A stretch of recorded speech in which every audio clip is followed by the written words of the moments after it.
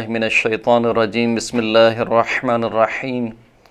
الحمد للہ رب العالمین والصلاة والسلام علی محمد وعلی آلہ الطیبین الطاہرین المعصومین واللعنۃ الدائمۃ علی اعدائہم اجمعین اما بعد فقد قال اللہ سبحانہ وتعالی فی کتابہ المجید بسم اللہ الرحمن الرحیم شہر رمضان الذی انزل فیہ القرآن ہدی للناس وبینات من الہدی والفرقان۔ محترم ناظرین کرام، قرآن مجید کے 7ویں پارے کا خلاصہ حاضر خدمت ہے۔ قرآن مجید کے 7ویں پارے میں سورہ مبارکہ مائدہ کی 83ویں آیت سے لے کر 120 آیت تک شامل ہیں، یعنی آخر سورہ مائدہ تک، اور اس کے علاوہ سورہ مبارکہ انعام کی 110 آیتیں 7ویں پارے میں شامل ہیں۔ اس پارے کی ابتدائی آیت میں یعنی سورہ مبارکہ مائدہ کی آیت نمبر 83 سے لے کر آیت نمبر 86 تک خداوند کریم نے عیسائیوں میں سے ان افراد کا تذکرہ کیا جو صاحبان ایمان تھے، اور جو کچھ رسول اللہ پر نازل ہوا اور جو کچھ رسول اللہ سے پہلے انبیاء پر نازل ہوا ان کی تصدیق کرنے والے تھے۔ اس کے بعد آیات کا ایک لمبا سلسلہ ہے، تقریباً آیت نمبر 87 سے لے کر آیت نمبر 107 تک خداوند کریم نے کچھ احکامات کا بیان کیا ہے، فقہی احکامات کو بیان کیا ہے، اور مسلمانوں سے تقاضا کیا ہے کہ وہ ان احکامات کی پابندی کریں گے، ان پر عمل پیرا ہوں گے، کہ جن میں سے خداوند کریم نے ارشاد فرمایا یا ایھا الذین آمنوا لا تحرموا طیبات ما احل اللہ لکم ولا تعتدوا ان اللہ لا يحب المعتدین وکلوا مما رزقکم اللہ حلالا طیبا واتقوا اللہ الذی انتم بہ مؤمنون، کہ اے صاحبان ایمان، جو کچھ خداوند کریم نے پاک و پاکیزہ غذاؤں میں سے حلال قرار دیا ہے اس کو حرام نہ قرار دو، اور حد سے زیادہ تجاوز نہ کرو۔ خداوند کریم تجاوز کرنے والوں کو پسند نہیں کرتا، اور جو کچھ خداوند کریم نے حلال اور پاک و پاکیزہ غذائیں تمہارے لیے حلال قرار دی ہیں ان میں سے کھاؤ پیو، اور اللہ کا تقوی اختیار کرو، اسی اللہ کا تقوی اختیار کرو کہ جس کے اوپر تم ایمان لاتے ہو۔ اس کے بعد خداوند کریم نے قسم توڑنے کا کفارہ بیان کیا، پھر اس کے بعد جوئے اور شراب کا تذکرہ ہوا اور فعال کا تذکرہ ہوا، کہ زمانہ جاہلیت میں ایک یوں سمجھ لیجیے کہ رسم رائج تھی کہ چند لوگ مل کر کسی جانور کو خریدتے تھے اور پھر اس کے بعد ایک میدان میں اس کو چھوڑ دیتے تھے، اور وہ تمام افراد ایک ایک کر کے تیر اس کے اوپر چلاتے تھے، جس کا تیر جانور کو لگ جاتا تھا وہ جانور اسی کا ہو جاتا تھا۔ اس کو غالباً ازلام کہا جاتا ہے۔ تو اس کی مذمت کی گئی، کہا کہ یہ جوا، یہ شراب اور یہ جو طریقہ کار ہے فال نکالنے کا، یہ خداوند کریم کے نزدیک جائز نہیں ہے، اور یہ شیطان کے عمل میں سے ہے، یہ گندے اعمال میں سے ہے۔ اور پھر خداوند کریم نے بیان بھی فرما دیا کہ اس جوئے اور شراب سے شیطان کا ہدف کیا ہے۔ خداوند کریم ارشاد فرماتا ہے کہ انما یرید الشیطان ان یوقع بینکم العداوۃ والبغضاء فی الخمر والمیسر ویصدکم عن ذکر اللہ وعن الصلاۃ فہل انتم منتہون، کہ شیطان تو فقط یہ ارادہ رکھتا ہے کہ اس شراب کے ذریعے سے اور جوئے کے ذریعے سے تمہارے درمیان عداوت کو، دشمنی کو اور بغض کو پروان چڑھائے، اور تمہیں یاد الہی سے روکے اور تمہیں نماز سے روکے۔ تو پس اگر شیطان تمہیں اس طریقے سے روکنا چاہے تو کیا تم رک جاؤ گے؟ یہ شیطان کا ہدف ہے جوئے اور شراب سے۔ پھر اس کے بعد خداوند کریم نے ذکر کیا کہ حالت احرام میں شکار نہ کیا جائے، اور اس کے بعد آیت نمبر 101 سے لے کر 105 تک مسلمانوں کو تنبیہ کرائی گئی کہ وہ ایسا سوال نہ کریں رسول اللہ سے کہ اگر اس کا جواب ان کو دے دیا جائے تو وہ جواب ان پر ناگوار گزرے، اور احکام الہی کو اپنی جانب سے ان احکامات میں اضافہ نہ کریں۔ پھر اس کے بعد کی آیت میں خداوند کریم نے آیت نمبر 106 اور 107 میں یہ ذکر کیا کہ جب تم میں سے کوئی وصیت کرے تو وصیت کرتے وقت گواہ کو طلب کر لیا کرے، یعنی جس وقت وہ کوئی بھی وصیت کر رہا ہو تو کسی نہ کسی کو گواہ بنائے کہ اس نے کیا وصیت کی ہے۔ اس کے بعد کی آیت میں یعنی آیت نمبر 109 سے لے کر 120 تک خداوند کریم نے روز قیامت کا تذکرہ کیا ہے۔ ان میں سے پہلے پیغمبروں کا تذکرہ ہوا کہ ہم ہر پیغمبر سے اس کی امت کے بارے میں سوال کریں گے، اس کی امت کے بارے میں اس سے پوچھا جائے گا۔ اس کے بعد جناب عیسیٰ کا تذکرہ ہوا، ان کی معجزانہ ولادت کا تذکرہ ہوا، ان کی والدہ گرامی جناب مریم کے اوپر جو خداوند کریم نے لطف اور احسان کیا اس کا تذکرہ ہوا، جناب عیسیٰ کے معجزات کا تذکرہ ہوا، اور بنی اسرائیل نے جو جناب عیسیٰ کی مخالفت کی اس کا خداوند کریم نے بیان فرمایا۔ اس کے بعد خداوند کریم نے جناب عیسیٰ علیہ السلام کے حواریوں کا تذکرہ کیا کہ وہ عہد و پیمان پر، خداوند کریم کے عہد و پیمان پر ثابت قدم رہے اور انہوں نے مخالفت نہیں کی، خداوند کریم کے عہد و پیمان کو نہیں توڑا۔ اور خداوند کریم نے آیت نمبر 116 میں جناب عیسیٰ سے ایک سوال کیا۔ وہ سوال کیا تھا؟ فرمایا کہ وَإِذْ قَالَ اللَّهُ يَا عِيسَى ابْنَ مَرْيَمَ أَأَنْتَ قُلْتَ لِلنَّاسِ اتَّخِذُونِي وَأُمِّي إِلَٰهَيْنِ مِن دُونِ اللَّهِ قَالَ سُبْحَانَكَ مَا يَكُونُ لِي أَنْ أَقُولَ مَا لَيْسَ لِي بِحَقٍّ إِن كُنتُ قُلْتُهُ فَقَدْ عَلِمْتَهُ وَتَعْلَمُ مَا فِي نَفْسِي وَلَا أَعْلَمُ مَا فِي نَفْسِكَ إِنَّكَ أَنْتَ عَلَّامُ الْغُیُوب۔ کہ اس وقت کو یاد کرو کہ جب اللہ نے عیسیٰ سے کہا کہ اے عیسیٰ، کیا تم نے لوگوں سے یہ کہا ہے کہ وہ تم کو اور تمہاری والدہ گرامی یعنی جناب مریم کو الہ اور معبود مانے؟ اس کے جواب میں جناب عیسیٰ علیہ السلام نے کہا کہ اے پروردگار، تو پاک و منزہ ہے اس بات سے کہ میں کوئی ایسا قول کہوں یا کوئی ایسی بات اپنی زبان پر لے کر آؤں کہ جس کے بارے میں حق نہیں رکھتا ہوں، اور اگر ایسا کوئی قول میں نے کہا ہوتا، ایسا کوئی حکم میں نے دیا ہوتا تو یقیناً اسے جانتا ہے، کیونکہ تو میرے نفس سے باخبر ہے، میرے دل کے ارادوں سے باخبر ہے، لیکن جو کچھ تیرے نفس میں ہے وہ میں نہیں جانتا ہوں، اور تو ہی غیبوں کا جاننے والا ہے۔ اور پھر اس کے بعد پورا تذکرہ ہوا کہ جناب عیسیٰ نے کس طریقے سے خداوند کریم کی بارگاہ میں یہ بیان فرمایا کہ میں نے ان کو حکم نہیں دیا مگر یہ کہ وہ تیری عبادت کریں، یعنی جو تو نے مجھے حکم دے کر بھیجا تھا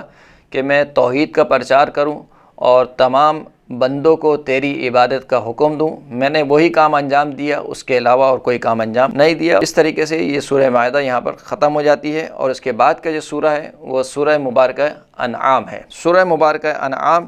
جو کہ مکی سورہ ہے اور اس کی کل آیات 165 ہیں، لیکن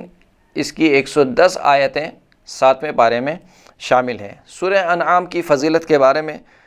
حضرت امام جعفر صادق علیہ السلام اشار فرماتے ہیں کہ ان سورۃ الانعام نزلت جملتاً، کہ یہ جو سورہ انعام ہے یہ پوری کی پوری ایک ساتھ نازل ہوئی ہے، یعنی ایسا نہیں ہے کہ اس کی بعض آیتیں نازل ہوئی ہوں پھر بعد میں جا کے بعض آیتیں نازل ہوئی ہوں، ایسا نہیں ہے، تمام کی تمام آیتیں ایک ساتھ رسول اللہ پر نازل ہوئیں۔ کس طریقے سے نازل ہوئیں؟ شیعہا 70,000 ملک حتی انزلت علی محمد صلی اللہ علیہ وآلہ وسلم۔ جب یہ سورہ نازل ہو رہی تھی تو اس سورہ کو لے کر 70,000 ملائکہ نازل ہوئے، یعنی یہ سورہ 70,000 ملائکہ کے جھرمٹ میں نازل ہوئی ہے رسول اللہ صلی اللہ علیہ وآلہ وسلم پر۔ فعظموها وبجلوها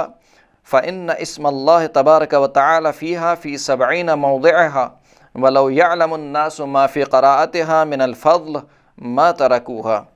فرمایا کہ جب یہ آیت نازل، یہ سورہ نازل ہوئی تو ملائکہ 70,000 ملائکہ نے اس سورہ کو بہت عظیم جانا، اور پھر امام جعفر صادق علیہ السلام فرماتے ہیں کہ اس سورے میں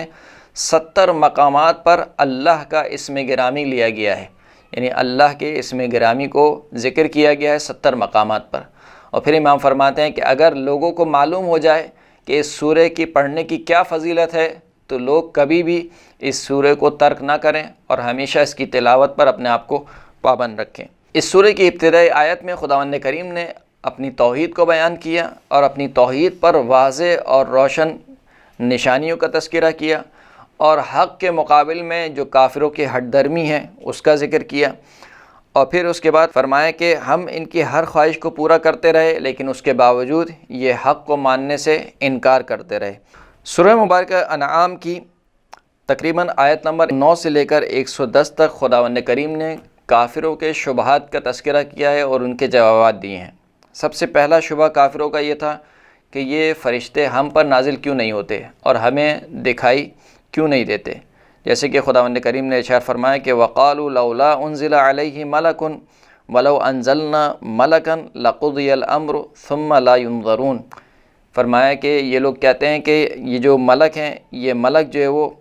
کیوں نہیں نازل ہوتے ہمارے اوپر، اور اگر ہم ملک کو نازل کرتے تو قیامت برپا ہو جاتی۔ خداوند کریم نے اس کا جواب دیا، اور پھر دوسری آیت میں ارشاد فرمایا کہ وَلَوْ جَعَلْنَاهُ مَلَكًا لَجَعَلْنَاهُ رَجُلًا وَلَلَبَسْنَا عَلَيْهِمْ مَا يَلْبِسُونَ کہ اگر ہم کسی فرشتے کو نازل کرتے بھی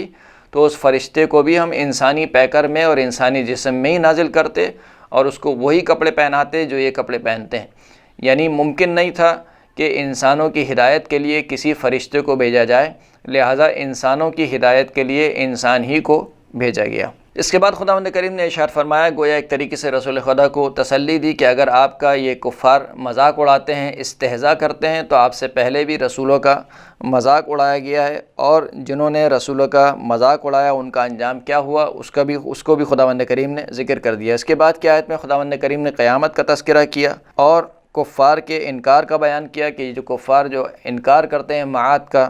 اور قیامت کا، اس کا ذکر کیا. پھر اس کے بعد خداوند کریم نے شرک کی مذمت کی اور اللہ کی وحدانیت پر دلیلوں کو پیش کیا. اور پھر آیت نمبر 19 میں خداوند کریم نے یہ ذکر کیا کہ خداوند کریم خود ہی رسالت پر گواہ ہے. فرمایا کہ قل ای شیء اکبر شہادۃ قل اللہ شہید بینی و بینکم واوحی الی ھذا القرآن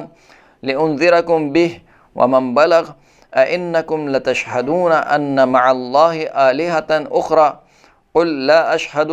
قُلْ إِنَّمَا هُوَ إِلَٰهٌ وَاحِدٌ وَإِنَّنِي بَرِيءٌ مِّمَّا تُشْرِكُونَ. اے حبیب آپ ان سے کہہ دیجئے کہ بھلا وہ کون سی چیز ہے جو گواہی کے اعتبار سے بہت بڑی ہو. اے حبیب آپ ان سے کہہ دیجئے کہ میرے اور تمہارے درمیان اللہ گواہی کے لیے کافی ہے، اور میری طرف قرآن کو نازل کیا گیا تاکہ میں تمہیں ڈراؤں، اور جس تک یہ میرا پیغام پہنچے وہ اللہ کے عذاب سے ڈرے. اور کیا تم شہادت دیتے ہو کہ اللہ کے علاوہ کوئی بھی اور خداوند کریم ہے، کوئی بھی اور معبود ہے؟ اے حبیب آپ کہہ دیجئے کہ میں یہ گواہی نہیں دیتا، اور کہہ دیجئے کہ خدا فقط اور فقط معبود فقط اور فقط ایک اور تنہا ہے، اور میں اس چیز سے بری ہوں کہ جس کو تم اللہ کا شریک قرار دیتے ہو. اس کے بعد کی آیت میں یعنی آیت نمبر 21 سے لے کر تقریباً آیت نمبر 36 تک خداوند کریم نے یہ بیان کیا کہ یہ جو کفار دین حق کا انکار کرتے ہیں یا خدا کا شریک قرار دیتے ہیں، اس کے لیے ان کے پاس کوئی دلیل نہیں ہے، فقط ہٹ درمی ہے. یعنی یہ فقط ہٹ درمی سے کام لیتے ہیں، کوئی واضح دلیل، کوئی عقلی دلیل، کوئی نقلی دلیل ان کے پاس کچھ بھی نہیں ہے. اس کے بعد خداوند کریم نے دوسرا شبہ بیان کیا، کہا کہ وہ دوسرا شبہ یہ ہے کہ اگر یہ پیغمبر سچا نبی ہے تو اس کے اوپر کوئی نشانی نازل کیوں نہیں ہوتی. تو خداوند کریم نے تذکرہ کیا تقریباً آیت نمبر 37 سے لے کر آیت نمبر 46 تک کہ ایسا نہیں کہ خداوند کریم قادر نہیں ہے کہ کسی نشانی کو نازل نہ کرے، بلکہ اس نے بہت سی نشانیوں کو نازل کیا.